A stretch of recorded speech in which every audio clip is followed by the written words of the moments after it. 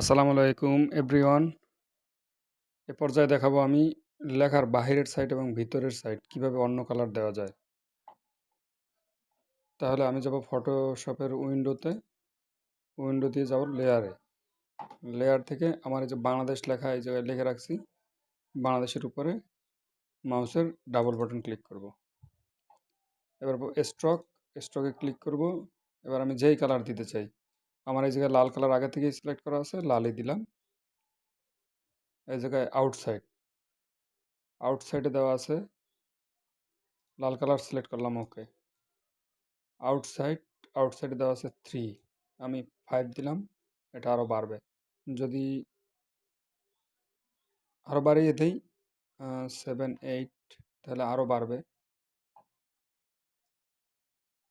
এবং যদি আমি ইনসাইড সিলেক্ট করি, ইনসাইড, তখন সে ইনসাইডে হবে। এইভাবে আমরা